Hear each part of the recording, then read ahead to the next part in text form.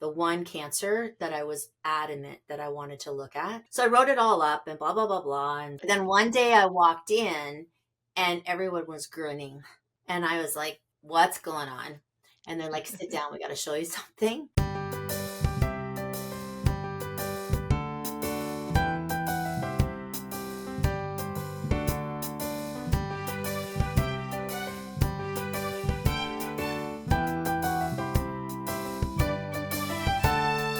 Hello everyone, I'm Dr. Judy Morgan from Dr. Judy Morgan's Naturally Healthy Pets. My guest today is Julianne Lee from Adored Beast. We are going to talk about something that she has been working on for a very long time, but I'll just give you a little sneak peek. This is from Dalhousie University, the Dow News. Researchers investigate natural therapeutics to manage cancers in companion animals. It states in here, and I think this holds true in the US as well as Canada, almost 1 in 2 dogs over the age of 10 will be diagnosed with cancer. We see that so much. And so we talk about cancer a lot, talk about it from the standpoint of looking at natural therapeutics. Julianne has seen this in practice. Tons and tons and tons of cancer cases, as have I. They're sad, they're frustrating. Have you ever had one of your own pets with a cancer diagnosis, Julianne? Yes, I have. So have I. And luckily, I've only had a small percentage of my animals with cancers. And I think it's because of the way that I'm able to avoid over vaccinating and using chemicals, and they're fed really good whole food diets and, mental stimulation, fresh air, all that stuff. I think Yeah, it really helps in the prevention. But, 100% we all it know that does. we all see dogs and cats who are raised very naturally, very holistically, and yet they still end up with cancer at an early age. And so it can be very disheartening for pet owners. I've only ever done chemo on one of my animals, and I have sworn that I will never do it again because it was just bad. My natural approaches have been working extremely well, and it doesn't work extremely well on every cancer because some of them are so aggressive, but Yeah. we do know that there's a lot that we can offer and that we can do. So now you've actually been researching ways to help treat cancers and prevent cancers with natural therapeutics, which is something that is really lacking. We have so much anecdotal evidence. Like, I can give you tons of case studies, Yeah. anecdotal evidence where I've had animals that do really well, Yeah. but the research that, when people always say, I want the scientific studies behind it, and I need the proof, blah blah blah, but you've actually started doing that. So what inspired you to start? And what's your hypothesis? Like, when you start a scientific study, there's always this is my hypothesis. For those of you who remember ninth grade science, I have to have a hypothesis. This is what I'm looking to happen. And then you design your experiment and you hope that it turns out the way you wanted. And if it doesn't, you go, well, that was a lot of wasted time. Thanks so much. Yeah. A waste of time and at this level, a lot of money. So, Yeah. um, yeah, well, when you said, have you ever had an animal of my own with cancer? I did. And he was 4. And that's when I was in conventional medicine. And it's what changed my whole course of my life was this dog. He wound up, I did do surgery on him to remove the tumor, but I didn't do anything else. I didn't do any kind of radiation or chemotherapy. And I went the complete natural route because I was raised naturally. So I actually reached out to our family herbalist, and he wound up living till he was a fairly large breed dog till he was 14, and he was 4. So yeah, it sparked my whole journey of what I do, really. And I have a lot of rescue horses that come with sarcomas and cancers, and so it started off interesting because I wanted to do a study with the horses, not on cancer, but something called free choice medicating.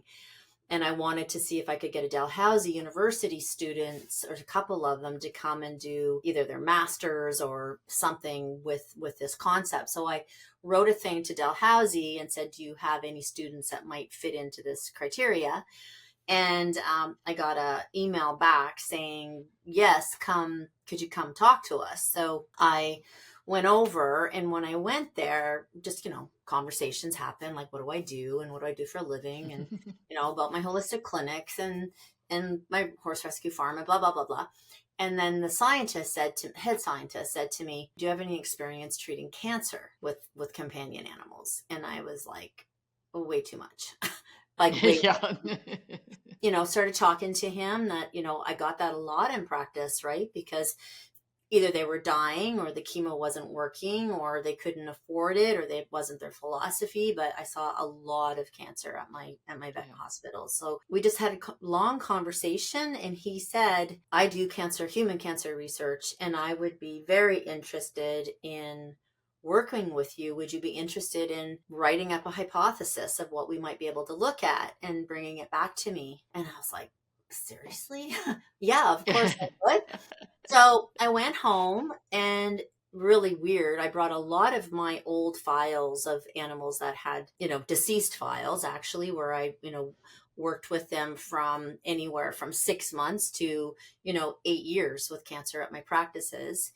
And I just really dug into, like, what's my philosophy? And as you know, I'm doing a lot of research in the medicinal mushroom realm. And my real go-to is, trying to create products that give back to nature or leave nature in a better place than it is, not the opposite. And I have a very strong opinion that I don't have a hierarchy when it comes to animals. So I was like, well, then if I'm not going to use it, I better find something as good.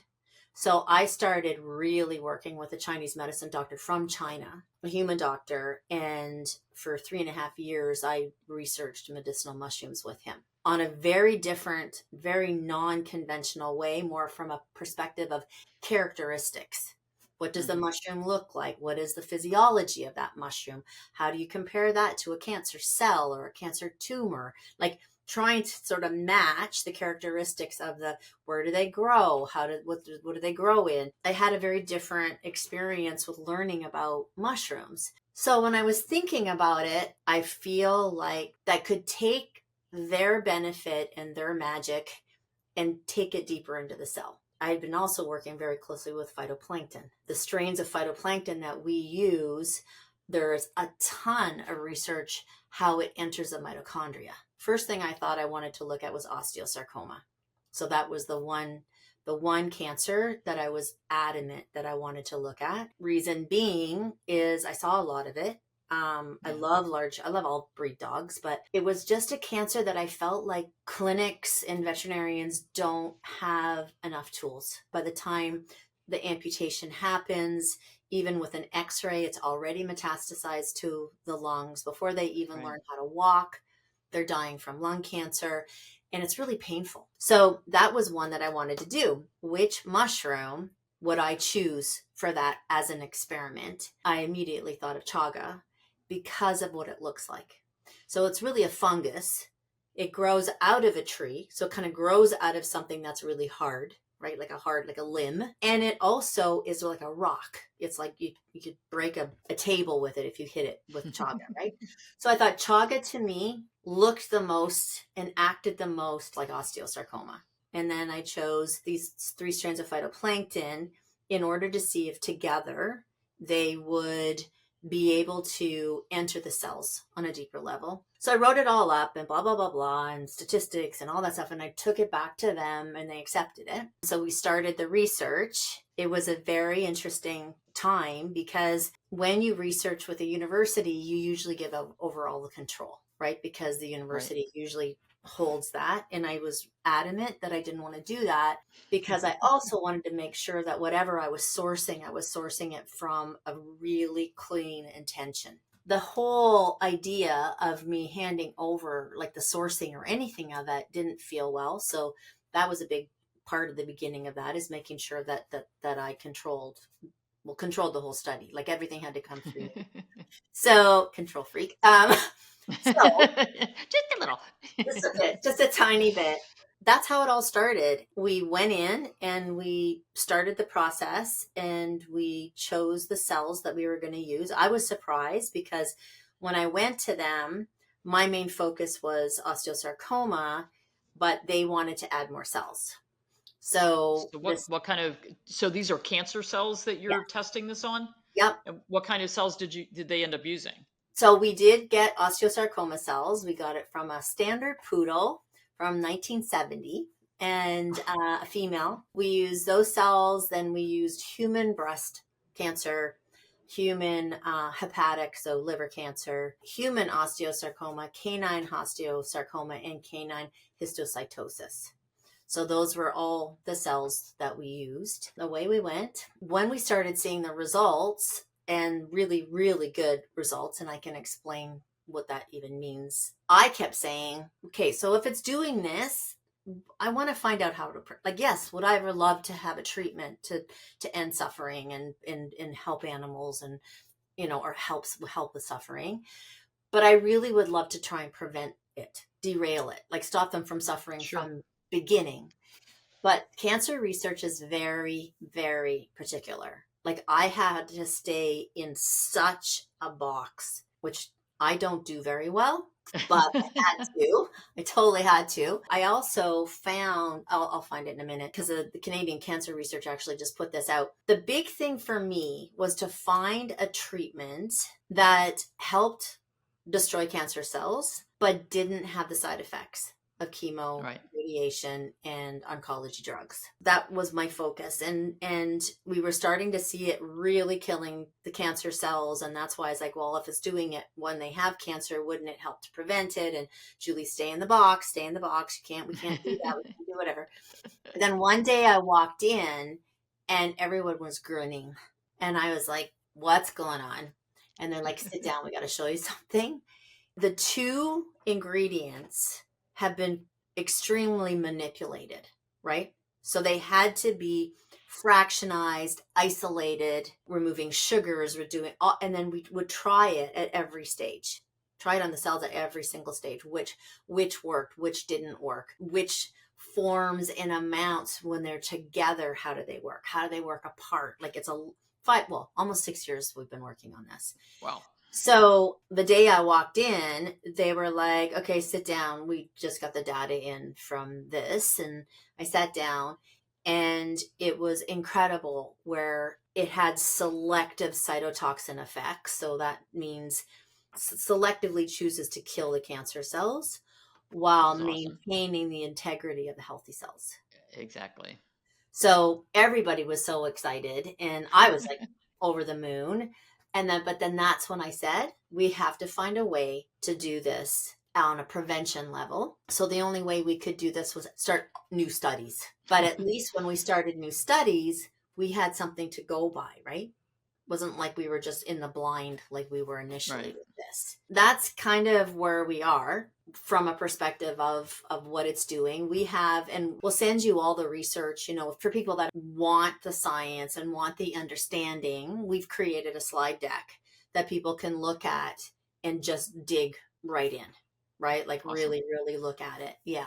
That is very, very cool. I would think prevention studies would be harder. You would Yeah. have to have like a line of dogs or whatever that have a long history of developing cancers, and then because that would be a very long study for the prevention, Well, right? you're I mean, wouldn't you have to take litters of dogs and say, okay, half of you are, dogs who are either genetically or just historically prone to certain cancers, and say, okay, well, half of you get this, half of you don't get this, and we see where we end up in 10, 15 years. Yeah, that's exactly what you would have to do. We didn't do, but we did something that I didn't want to do, but I had no choice because it's the only way of doing it. And, I don't know, I don't even like to really talk about it, but we had to do mouse studies. The mice have genetic history of all different kinds of Okay. cancers. That was a whole life experience in its own right because, me, I love mice, I love rats, I love everything. I don't ever want to harm anything. It took me a long time to finally say yes to it. We were allowed to have our own colony and you can choose. It's very, very, very monitored. Like there's a veterinarian on call for all of them. They come in every day and check them. But I had my own section. Those mice, instead of having like one person for numerous mice, we had way more people working with them. Dion's like, I don't think you should go because you're just going to be super upset. But I went in to watch the procedures. It was amazing and horrible at the same time. But our mice were woken up. They have to be anesthetized, and then they're given the cancer. They're actually given a carcinogenic, and we used one of the worst ones, which was nicotine. But when they woke up, like I watched how they're sedated and how they go in, and they're not stressed even remotely. And when they wake up, instead of just taking them and putting them on like a heating pad or something, which is what they all do, I had our mice wake up in hands. So they didn't, then when they woke up, they woke up being held. That study was with numerous different things, but also the crude ingredients like chaga and the 3 strains of phytoplankton in its crude form, but in the ratios that worked in the study. Like all the data is being compiled, as we speak, but it probably won't be ready till like mid-February. We know what causes cancer, right? Like pro-inflammatory cytokines and COX-2s and all the different things that cause cancer. So when you do cancer prevention, you're seeing how those ingredients work against everything like free radicals, everything that we know that causes cell damage, everything that we know that causes the cells to overreact and start to mutate and create too many. So we know what causes that. Like we're really far ahead with stuff like that. So we are able to research those specific things, which we did in vitro, like we did that in the lab, where we know that this inhibits all these things. The other exciting thing was that once we got to a certain point, Dalhousie wanted us to apply for published medical journals, because that's how they get their credibility, that's what they Sure. want. But they said don't get your hopes up too much because it's a mammalian study, which is very rare. Often they don't do people and animals. They do very, very, very specific, Right. Either rats or mice or horses or people or whatever. We sent them into the journals and they were published in the 2 biggest ones that we were most excited about. So one of them was a cancer research journal. So it was published in that, peer reviewed and published in that. And then the other one was oxidative stress. So cancer prevention. And it was published in that one. Already we know that the fractionized version of it decreases all of the exciting factors that cause cancer and chronic disease, not just cancer, but like Right. serious chronic autoimmune disease. Very cool. So that's kind of where we're at. So is the goal to have this available as a treatment or as a preventative or as both? Both. 100% both. That was my intention right from the very get-go, even though we hadn't started the prevention part. When the mouse studies are in, hopefully it'll then go to, there's 2 universities I'm hoping will look at it for dog studies. And then that will eventually, hopefully, turn into treatment at a hospital, like at a veterinary hospital. So those are just going to go into the hands of veterinarians. For me, it is like all I care about is that if it maintains that integrity of really rare side effects and maintaining those healthy cells in comparison to chemo and stuff and continue to be cytotoxic for the cancer cells, I feel like why wouldn't a veterinarian want to use it? Like even conventionally, right? Like it's probably, I have a feeling it's going to be intravenous. Will be the delivery method, I think. But why wouldn't you want to do that? If you can offer a patient something that's cytotoxic without the side effects. Yeah, So absolutely. that's the one. And then the next one is as a cellular support to try and derail things that cause autoimmune diseases, cancer, chronic disease. I admire people like you who are so into this research stuff because it's so tedious and you have to like get down to the minutia, and that is so totally not me. So I'm glad there are people like you that do it. I read, talking about the cancer research and how it has to fit in this box. I read a book and I cannot remember the author's name, but she deals with blood cancers in New York City. She's oncologist from Pakistan, but she's been practicing here for 35 years and doing research. And her book is called The First Cell. She's like, we need to be catching cancer when that first cancer cell shows up. And instead, all of our research is, she's kind of coming out at it the way you are. It's like we need that prevention step instead of we wait until the cancer has reached such horrible proportions. We're like this little person trying to catch the freight train that left 3 hours Yeah. ago. Yeah. And and she said all the research has to fit in that box. It all revolves around really advanced cancers, and why can't we look at find it earlier? There are ways that we can find cancers earlier, but we don't do those kinds of screenings on a routine basis, and it would be expensive and blah blah blah blah blah. We have a lot of the VDI labs test kits in Yeah. our warehouse, and there are a lot of other early cancer detection tests available for our pets, Yeah. but they're not something that are routinely talked about or routinely pushed. I had a great client. One of her dogs had a hemangiosarcoma of the spleen. And, of course, it was diagnosed when the dog fell over because it ruptured. Right. She had 3 dogs. And after that, those dogs came in every 4 to 6 months for an abdominal ultrasound, no matter what. And she started it when they were like 4 years old. And she said, I'm going to be proactive. I'm going to be preventative. I want to Yeah. find this. Now we have blood tests and other ways we can do that now. But the routine screening that we do, the CBC chem and urinalysis, it doesn't show 90% of what's going on inside the body. I think that we do need to be looking at earlier detection and prevention models. Yeah.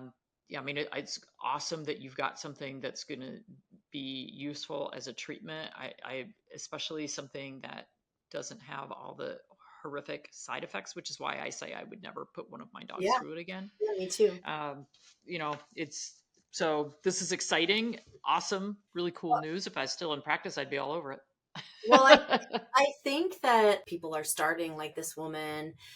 For me, like I feel like cancer. I mean, I remember doing a lecture for Dogs Naturally 6 years ago on cancer, and just saying like looking at it in a different perspective, right? Like, and now I really understand when you look at the cells and what they're actually doing. For me, the prevention piece happens because when we expose our dogs to like chronic flea treatments, over vaccinations, crappy food, all the things that we're actually giving them and doing to them that causes cell damage, period. So when that cell damage is happening, then they have different symptoms. And then those different symptoms are getting suppressed with different drugs. And then those different drugs create different cell damage till finally the body goes, okay, we are all dying. So we are going to overproduce. Like that's how I look at it. So if we can produce things and educate people to pay attention to the precursors of cancer, yes, for sure.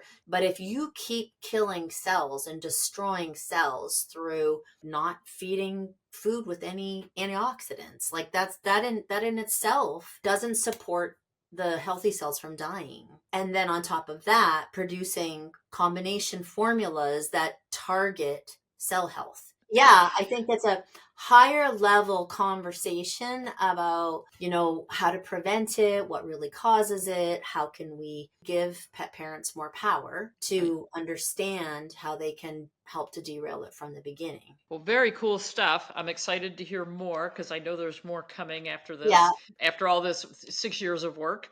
So keep us posted I will. on what's new and coming down the pike. And I definitely, once the treatments are available for the vet clinics, I think we should have a conversation about that as well. Oh, absolutely. Yeah.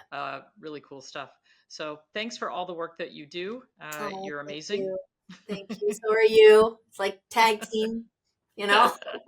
It takes a village. It's, oh my gosh, does it ever? Yeah.